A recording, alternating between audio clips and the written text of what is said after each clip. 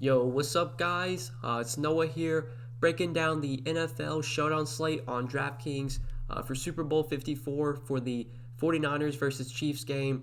We're going to go through this Showdown slate, just kind of talk about what I like for Sunday's game. I am recording this video on Wednesday afternoon. I will most likely be posting this video on YouTube probably either Thursday morning or Friday morning, most likely Thursday morning, just so I can go ahead and get the video out there. I do plan on playing this Showdown slate. Obviously, Draftkings, I'm pretty sure FanDuel as well, running huge tournaments. Draftkings has a $4 million tournament with $1 million to first, $10 entry. It's 150 max, but still pretty nice tournament, especially if you are trying to sweat something while you watch the game. I'll for sure have a couple lineups in this tournament, if not in other contests as well. I do plan on playing the Showdown slate, like I said. Always have something to sweat while you're watching the Super Bowl. Should be a really good game. Pretty close spread right now. Chiefs favored by 54.5 total, which is actually kind of nice. Vegas does expect this to be a relatively high-scoring game. So we'll talk through the Showdown slate, the guys that I like the most. If there's any like cheap plays, kind of low-owned dart throws we could target, I'll be sure to touch on those as well. If you're playing this big tournament, obviously if you're playing this tournament, you're trying to win first place. There are 470,588 possible entries in this tournament.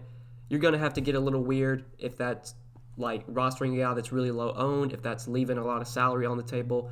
We'll definitely talk about roster construction for the Showdown slate, kind of like what's the way to go in terms of like trying to take down a tournament. Should you be leaving a lot of salary on the table? Should you be looking to guys that are low owned? I'll be sure to touch on that towards the end of the video. We might even build out a couple lineups towards the end of the video. Just before we do get started though, guys, as always, I would appreciate it if you would drop a like down below. If you are new here, I have a feeling with this being the Super Bowl, with DraftKings running big prizes and stuff, this video is it's going to get a lot of traction. People are going to want to play this Showdown slate. So if you are new here, make sure you hit that subscribe button. Obviously, this will be my last NFL video for the season, but I will still have videos up all the time, probably Monday through Friday, if not on the weekends as well. For the NBA season, and when baseball starts, I will have baseball videos up as well. Still have a ton of content going up on my YouTube channel, so I would appreciate it if you would hit that subscribe button, click the notification bell so that way you do get notified every time I upload. Also, if you want, you can check out my Patreon content, link down below. I won't have anything for the Super Bowl, but I do provide NBA content over there Monday through Friday. I'll have baseball content over on Patreon as well once baseball season starts. So you can check out the Patreon link down below. You can also follow me on Twitter, link down below at DFS by Noah. I am very active over on Twitter, so if you want to give me a follow, I would greatly appreciate it. But let's just go ahead and take a look at this Showdown slate. I guess we'll go through like each position, so we'll start off with the quarterbacks, and then we'll look at the running backs. So starting off with the quarterbacks, you got Patrick Mahomes at 12,600. You got Jimmy Garoppolo down there at 8K. Mahomes, the most expensive player on the slate, and for good reason. The dude has just been playing at such a high level through the playoffs. Last week against the Titans, or 2 weeks ago, I guess, just had a monster game, 35 DraftKings points, completed 23 of 35 pass attempts, nearly got the 300-yard bonus, just missed out on it on DraftKings. Could have had an even better game. He did have a lot of rushing yards in that game. He did have a rushing touchdown, which helped kind of put a big game out there, helped him get a big game.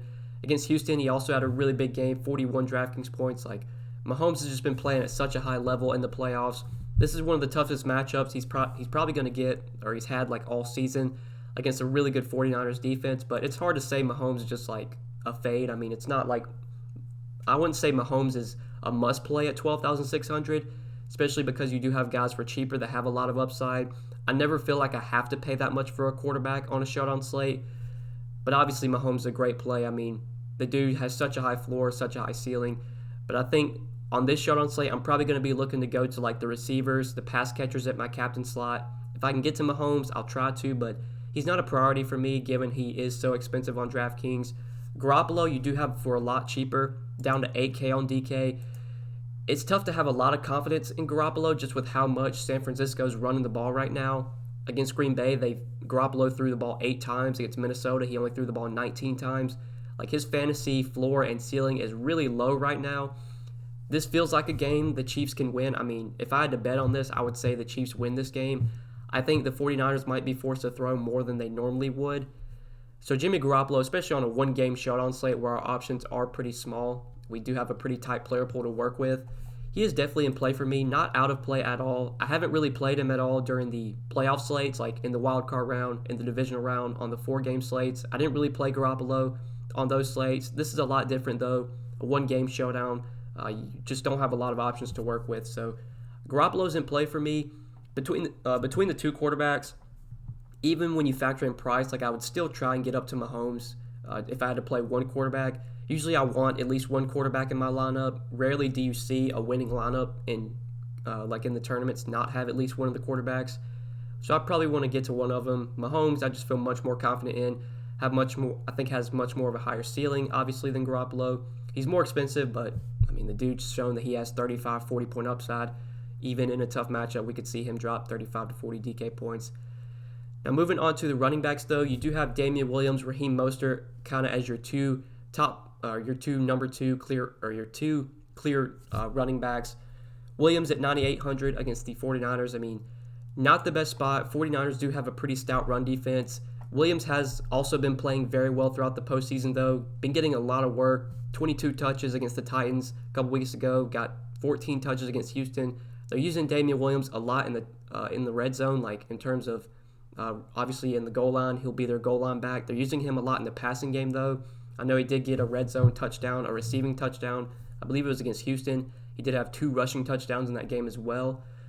Like with his work that he's getting right now, 15, close to 20 carries, 4 to 5 targets, it's hard to consider him a bad play.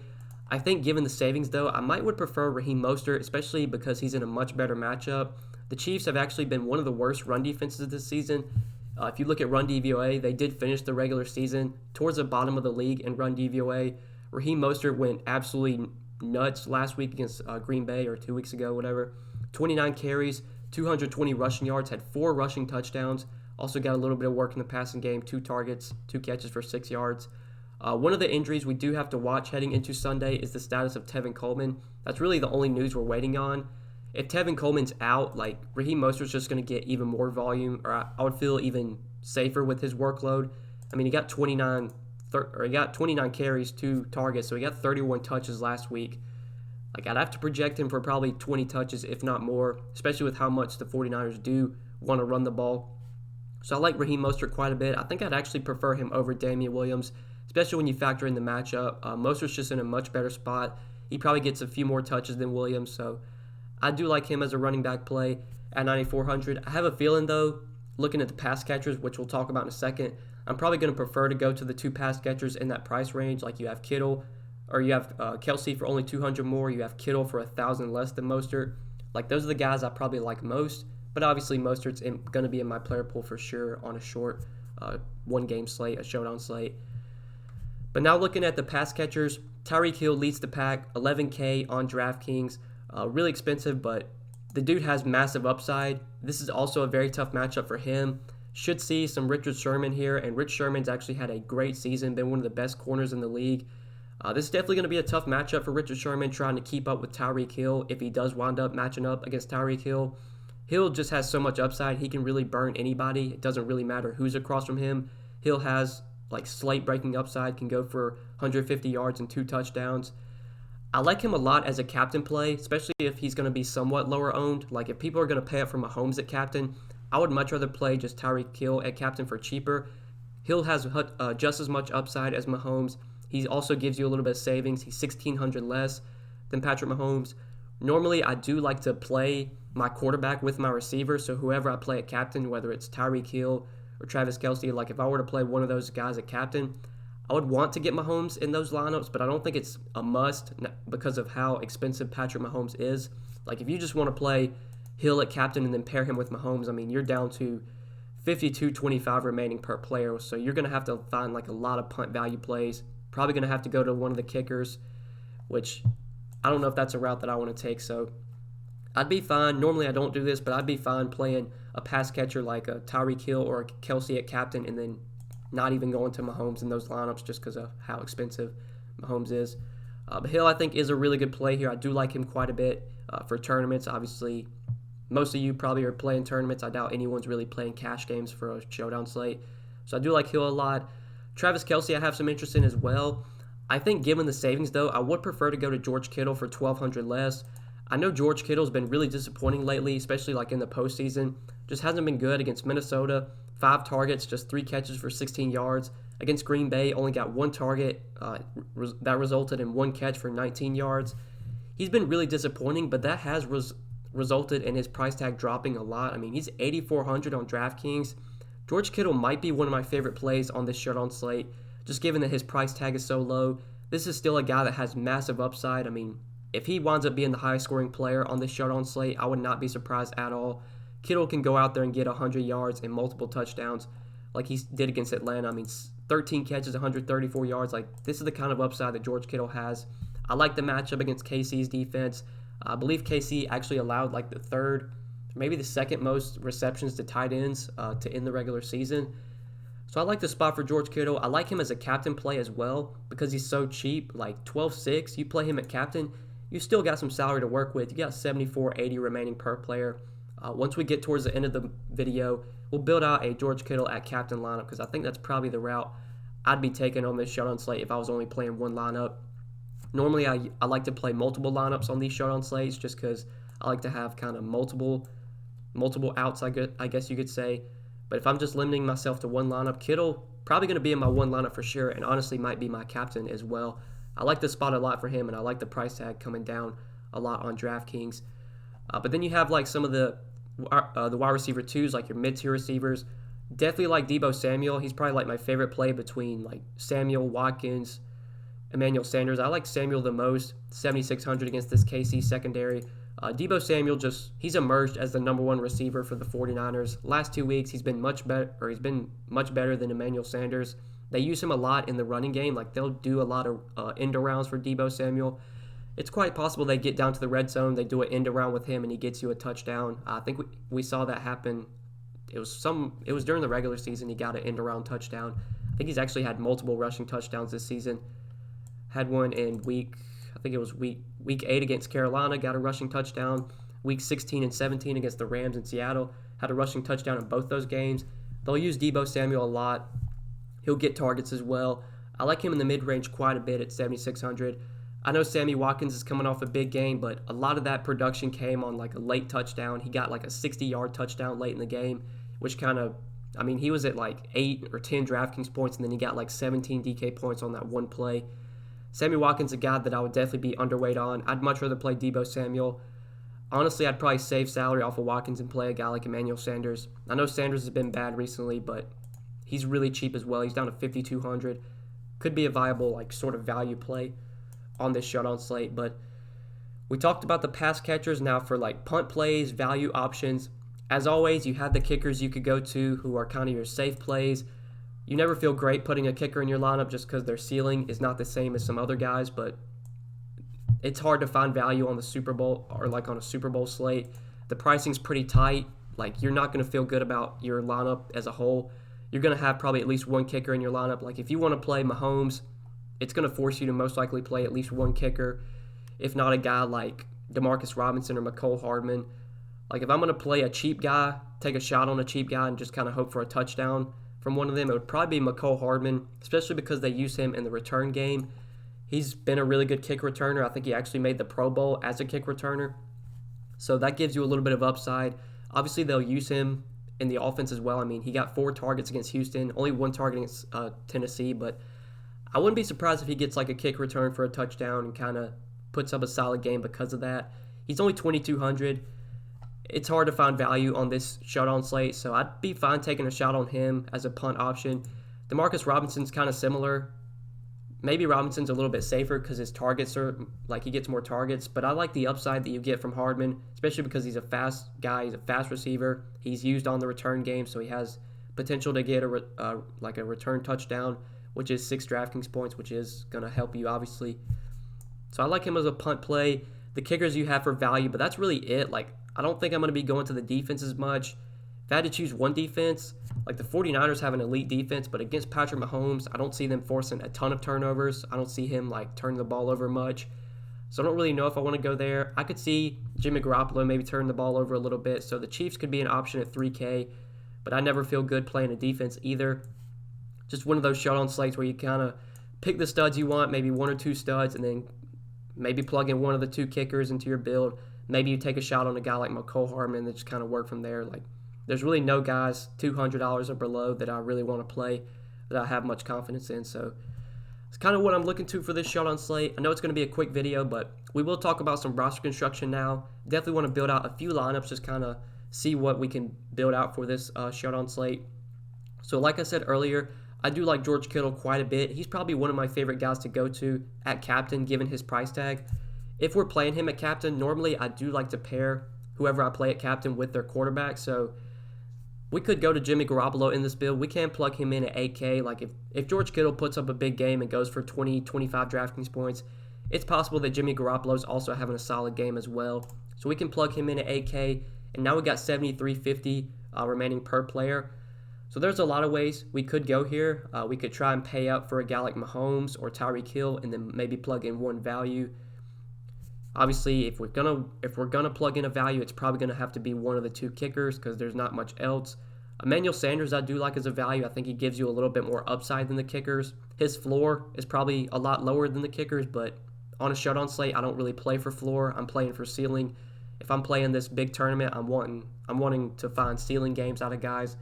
Sanders obviously has, he's shown he has a ceiling. I mean, he can go for 100 receiving yards and a touchdown, which obviously you're not going to get like 20 DraftKings points from a kicker. So we could plug Sanders into this build as a value play, and now we got some salary to work with. We could go to Mahomes at 12.6. We could go to Tyreek Hill. Let's plug Mahomes in at 12.6 to see what that leaves us. Leaves us 5,800 remaining per player. If we want to get to someone like Mostert, Samuel, Kelsey, if we want to get up to these 9K guys, we're probably going to have to play like a cheap option. Let's see if we plug in McCole Hardman. That leaves us 9,400, so then we could play Raheem Mostert. So, I mean, that's a build you could do that I actually like quite a bit. All those guys, I think, have a ceiling, have a chance at a ceiling game. Obviously, McCole Hardman, as a speedy receiver, could break a long touchdown. He could get a touchdown in the return game, could get a kick return or punt return TD. Mahomes, we know, has a massive ceiling. Mostert, in the run game, I don't know, playing Kittle and Garoppolo and Sanders and then playing the running back as well, that seems like kind of a little bit too heavy on the San Francisco side. So maybe we could, I don't know if we could get to Travis Kelsey. We'd have to drop off of somebody to get to Travis Kelsey. That does feel a little bit too San Francisco heavy. So let's see here. Let's see if we could get Kelsey into this build. Who would we have to take out? We'd have to take out Sanders and plug in one of the kickers. I guess we could take out Garoppolo and plug in Deebo Samuel. But then you have 3 San Francisco receivers with no quarterback exposure, which doesn't feel great. If we took out Hardman, the only guy we could replace him with would be like a Darwin Thompson or LaShawn McCoy, who I don't even know if they're even going to touch the field. So this is kind of tough. We might have to take out Sanders and plug in a kicker and then just kind of leave salary on the table. I know I talked about kind of searching for upside, which obviously kickers don't really give you, but in order to make this lineup work, we kind of have to sacrifice, and I guess I'd plug in Harrison Butker between the two kickers. Just play whatever kicker fits into your build. I usually try and play the kicker that I think whichever team winds up winning. I think the Chiefs win this Sunday, so I guess I'd play the Chiefs kicker over Robbie Gould. But I mean, that's a lineup build that you could do for tournaments that I actually like a little bit. You're leaving a little bit of salary on the table as well, which makes your lineup a little bit more contrarian. Very unlikely that it's duped by a lot of people. It still will be duped. There will be times where you leave salary on the table and still your lineup gets duped by other players. Just kind of how it goes, especially in a tournament like this one where you have 470,000 entries. It's quite possible no lineup you build unless you leave $12,000 on the table or $10,000 on the table. No lineup that you build is going to not be duped, I should say. Let's see what else we could build. We did a lineup with maybe Kittle at captain. I guess we could maybe do a lineup with Tyreek Hill at captain. I talked about wanting to try and build that out. Like I said earlier, it might be tough to get Mahomes into that build as well. We can try and start off with those two guys, though. Leaves us 5,225, so we're definitely going to have to play one of the two kickers. We'll go with Harrison Butker at 4,200. Gets us up to 5,566 remaining per player. Really no receivers I want to go to, I guess. I mean, Kendrick Bourne, I guess you could take a shot on, but who knows what his upside is just not that high. I mean, he's the number 3 receiver behind Sanders and Samuel. He got 5 targets against Minnesota. He actually did get into the end zone that week, but then next week against Green Bay, just 1 target. Very low floor on Kendrick Bourne. Don't really know if there's much of a ceiling there. He's very touchdown dependent, so not a guy I feel too confident putting into my lineups. I mean, I guess we probably would have to plug McCole Hardman into this build if we want to get Hill and Mahomes together. We might have to go to McCole Hardman. Leaves us 72.50 remaining per player, which really doesn't leave us much. We're not going to be able to get to one of these two studs unless we play another quarterback, or another kicker, excuse me. I guess we could plug Manny Sanders in. Leaves us 9,300, so then you could play George Kittle, leave some salary on the table. If you wanted to, you could go to Garoppolo over Kittle, but honestly, I think I'd rather play George Kittle. I think he gives you a higher ceiling than Garoppolo. So that's another build you could do. Like, you can make it work where you play Hill and Mahomes together with Hill at captain. I mean, you have to play one of the kickers. You're going to have to play like a cheap wide receiver or potentially two kickers. But you can make it work. Left some salary on the table, $900 on the table, so a little bit less likely that that lineup gets duped by other players. Always try and do that, guys, especially on a showdown slate like this. Like, if you're playing these big field tournaments with 470,000 people in them, try and leave some salary on the table, get a little bit different, have less of a chalky lineup. Maybe if it's like rostering a low-owned guy like McCole Hardman, if that's how you get different, if it's leaving salary on the table, just find a way to get different. If you're trying to win first place in these tournaments, you got to get a little weird.